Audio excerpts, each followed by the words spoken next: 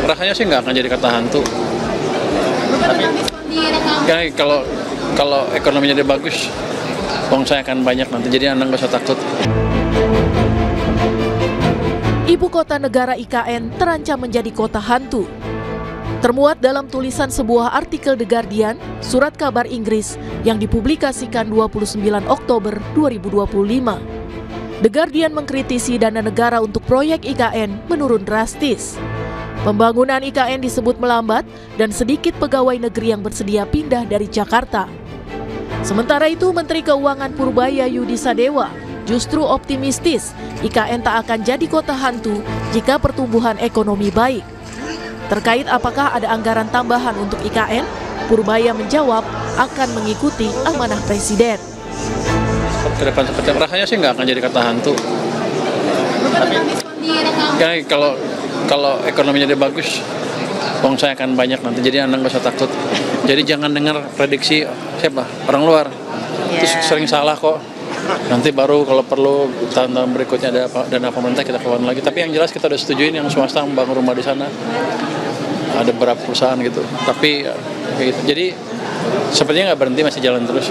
Tapi nggak secepat yang kita ikut sama Pak Presiden aja seperti apa.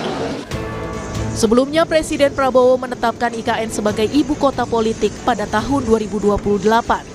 Hal itu tertuang dalam Perpres nomor 79 tahun 2025 tentang pemuktahiran rencana kerja pemerintah.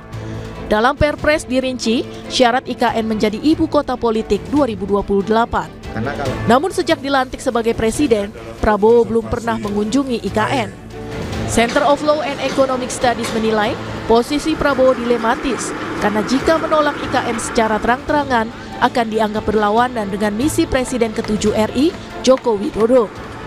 Selios pun memandang IKN jadi beban proyek yang mahal era Prabowo dan rawan gagal. Jadi strategi yang digunakan oleh Pak Prabowo sekarang adalah ya main aman, jalan tengah. Tidak membatalkan, tidak juga memberi oksigen politik baru ya, tidak juga menyerang, tapi membiarkan IKN kehilangan momentum. Dan sinyal-sinyal ini juga sudah kelihatan. Anggaran tahap 2 turun tajam ya, dari 80 triliun proyeksinya sekarang hanya dialokasikan 48 triliun.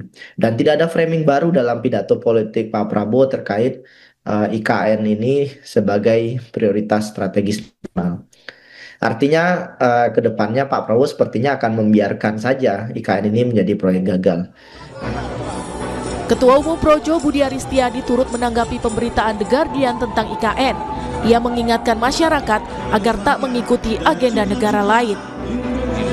Jangan kita mengeksploitasi hal-hal yang membuat bangsa kita ini jadi terpuruk. Kan yang nggak pengen maju kan negara lain.